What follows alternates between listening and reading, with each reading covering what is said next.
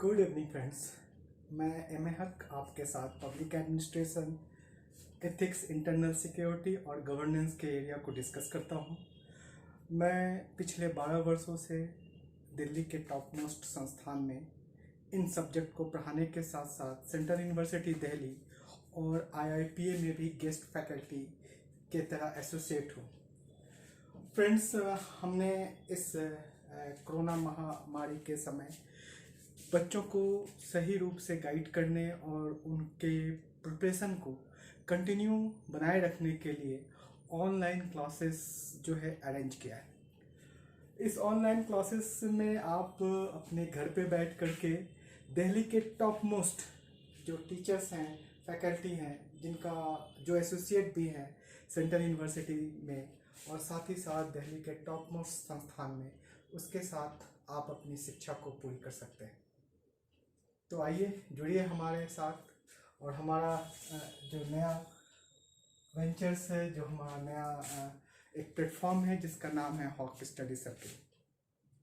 आप इसे फेसबुक पे देख सकते हैं, आप इसे यूट्यूब पर भी देख सकते हैं और साथ ही साथ हमारे इंस्टाग्राम पे भी, ट्विटर पे भी आप हमें फॉलो कर सकते हैं। फ्रेंड्स, जैसा कि आप जानते हैं कि देश के सबसे प्रतिष्ठित एग्ज़ाम में से एक एग्ज़ाम है सिविल सर्विसेज एग्जामिनेशन। और सिविल सर्विसेज एग्जामिनेशन में दो तरह के एग्ज़ाम कंडक्ट होते हैं। इसमें से एक जिसको हम लोग कहते हैं कि UPSC के द्वारा कंडक्ट किया जाता है, और दूसरा एग्ज़ाम जो है वो एग्ज़ाम आपके PCS यानी पब्लिक सर्विस कमीशन, जो है स्टेट पब्लिक सर्विस कमीशन है, उसके द्वारा कंडक्ट होते हैं। फ्रेंड्स, आज हम आपके साथ डिस्कस करेंगे कि सिविल सर्विसेज एग्ज़ाम में जो UPSC है, संघ लोक सेवा है, जिसमें IAS, IPS, IRS जैसे अन्य बहुत सारे उच्च पदों की जो चयन प्रक्रिया है उस पर किस प्रकार से संपन्न होती है, उसे लेकर के हमने आपके समक्ष एक खाका, एक डेटा, एक उसके जो मापदंड है, एक प्रक्रिया है, उसको हम आपके साथ यहाँ पे डिस्कस करेंगे। तो आइए फ्रेंड्स, हम जानना चाहते हैं। तो सबसे पहले इस बात को ध्यान रखिए कि सिविल सर्विसेज एग्जामिनेशन जो है वो 3 चरणों में संपन्न होता है, इसीलिए ये 3 फेज एग्जामिनेशन है और हर फेज में आपको एक ही ईयर पास करना होता है। ऐसा ना हो कि एक बार एक ईयर पास कर गए फिर अगले बार दूसरे का, ऐसा नहीं होता है। ये बिल्कुल आप जैसे सांप सीढ़ी का खेल होता है उसी तरह से होता है। आप जिस भी सीढ़ी पे जा कर के फिसलते हैं सीधा 0 पे आ जाते हैं। तो ऐसे कंडीशंस में आपको हर स्टेप को बहुत सावधानी के साथ, पूरे प्रिपरेशन के साथ और अच्छे से उसको अटेम्प्ट लेना चाहिए। फ्रेंड्स, हम आपसे सबसे पहले बात करते हैं सिविल सर्विसेज एग्जामिनेशन का जो पहला चरण होता है, जिसको हम लोग PT या प्रीलिम्स बोलते हैं।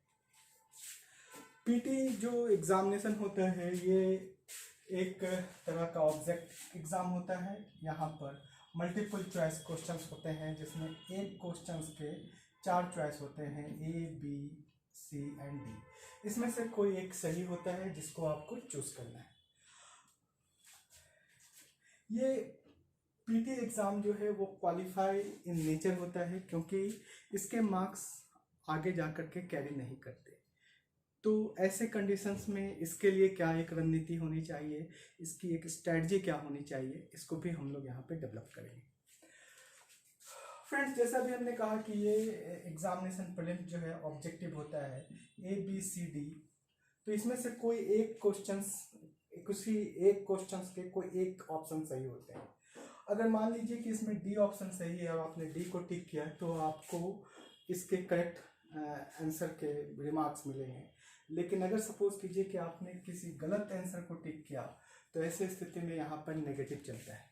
नेगेटिव क्या होता है कि अगर आपने 3 गलत आंसर कर दिए तो आपका एक सही आंसर वो 3 माइनस कर देगा, यानी अब आप 0 पे हैं। तो इसका मतलब ये है कि यहाँ पर 1/3 नेगेटिव के साथ ये एग्जामिनेशन चलता है।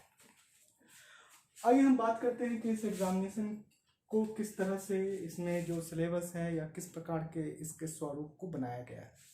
तो सबसे पहले हम देखते हैं कि एग्ज़ाम 2 फेज में 2 पेपर इसमें होते हैं, एक जिसको हम लोग जनरल स्टडीज़ के पेपर कहते हैं और एक जिसको हम लोग सीसैट के पेपर कहते हैं। फिर यहाँ पर सीसैट जो है वो जस्ट क्वालिफाई होता है, यानी इसके मार्क्स का कोई वैल्यू नहीं होता पीटी एग्जामिनेशन के रिजल्ट में। सिर्फ आपसे ये अपेक्षा की जाती है कि इसमें से आप 1/3 को सही करके रखें, यानी अगर जैसे इसमें 80 क्वेश्चंस आते हैं और 80 क्वेश्चंस में से अगर आपने 1/3 को सही कर दिया तो 28-29 क्वेश्चंस को आपने सही कर दिया नेगेटिव काट करके, तो ये क्वालिफाई आप कर जाएंगे। मैं इसको इसलिए पहले आपको बता रहा हूँ क्योंकि इसमें कुछ संक्षिप्त बातें हैं और उस बात को अगर हम पहले बता दें तो फिर हम विस्तार से आगे की बातों पर चर्चा करेंगे। फ्रेंड्स, इसमें मूल रूप से 3 तरह से क्वेश्चंस आते हैं, जिसमें मैथमेटिक्स आप कह सकते हैं, इसको क्वांटिटी एप्टीट्यूड भी हम लोग कहते हैं, क्योंकि इसमें एक बेसिक मैथमेटिक्स 10 के लेवल का जो मैथमेटिक्स होता है वो पूछा जाता है। इसके साथ साथ इसमें रीजनिंग पूछे जाते हैं। रीजनिंग 2 तरह से होते हैं, एक स्टेटमेंट बेस्ड रीजनिंग होते हैं और दूसरा डेटा बेस्ड रीजनिंग होते हैं। तो इसमें 2 पोर्शन हो गया, math and reasoning. Third question इसमें आता है पैसेज। पैसेज का मतलब ये होता है कि आपको एक पैराग्राफ दिया जाता है और उस पैराग्राफ में दिए गए इंफॉर्मेशन के आधार पर कुछ क्वेश्चंस होते हैं। एक पैसेज पे जनरली 3 क्वेश्चंस पूछे जाते हैं।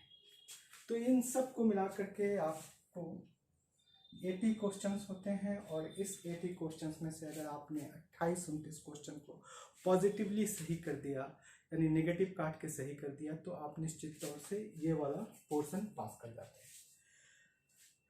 पीटी में आपका जो कट ऑफ होता है, यानी एक सीमा निर्धारित कर दी जाती है और सीमा का निर्धारण आप लोग करते हैं, यूपीएससी नहीं करती। हर वर्ष सीमाएं अलग अलग होती हैं और ये डिपेंड करता है कि उस वर्ष जो कैंडिडेट हैं उसने कितना स्कोर किया है। इस एग्जामिनेशन में आप देखेंगे कि इसमें 100 क्वेश्चंस होते हैं और 200 मार्क्स होते हैं, यानी ईच क्वेश्चन कैरी 2 मार्क्स। इसमें भी वही चीज़ें हैं, नेगेटिव चल रहा है 1/3। ये जो जनरल स्टडीज़ का पेपर होता है वो मूल रूप से 7 सब्जेक्ट में बटा होता है। 7 सब्जेक्ट क्या क्या है, तो उसमें लिखा हुआ है इंडियन हिस्ट्री, भारतीय इतिहास इसमें पढ़ना है, एंशिएंट, मिडिवल एंड मॉडर्न तीनों पढ़ना है, वर्ल्ड नहीं पढ़ना है। दूसरा इसमें पॉलिटी एंड गवर्नेंस का पोर्शन है, जिसमें हमें polity, governance, constitution, public policy यानी कि लोक नीति तथा इसके साथ साथ जो लोकल बॉडी है उसके बारे में विस्तार से पढ़ना है। तो ये दूसरा पोर्शन है। तीसरा पोर्शन इसमें ज्योग्राफी को पढ़ना है और ज्योग्राफी जो है वो आपको वर्ल्ड एंड इंडिया दोनों के ज्योग्राफी को मिला के पढ़ना है।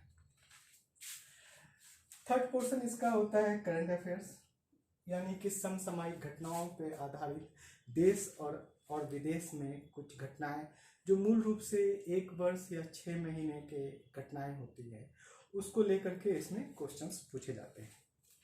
इसके साथ साथ इकोनॉमी विथ इंटरनेशनल अफेयर्स के साथ आता है, यानी वैश्विक स्तर पर इकोनॉमी किस प्रकार से चल रही है और भारत में उसका क्या इम्पैक्ट हो रहा है, भारत की इकोनॉमी किस प्रकार से आगे बढ़ रही है, इन सब पर आधारित क्वेश्चंस इसमें पूछे जाते हैं। नेक्स्ट जो चीज़ें हैं वो है एनवायरनमेंट, बायोडाइवर्सिटी एंड इकोलॉजी।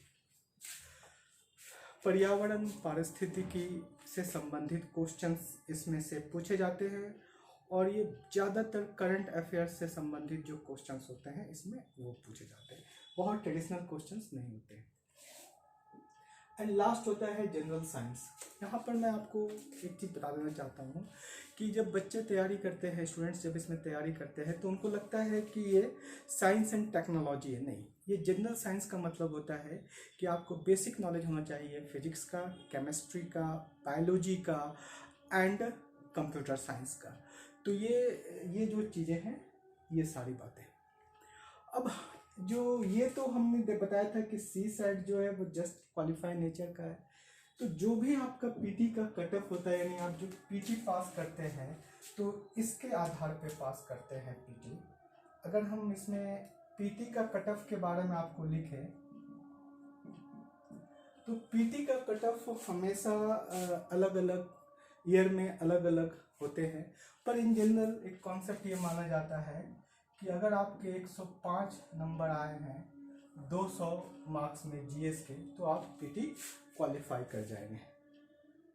तो फ्रेंड्स, ये हमारा एक सेक्शन है जिसमें आप पीटी क्वालिफाई करके मेंस की तरफ आगे बढ़ते हैं, मेन एग्जामिनेशन की तरफ। ओके फ्रेंड्स, तो हम आपके साथ मेन एग्जामिनेशन के लिए अगले वीडियो पे उपस्थित होते हैं और मेन के लिए जो विस्तृत रणनीति है उस रणनीति को हम आपके साथ डिस्कस करते हैं। Thank you.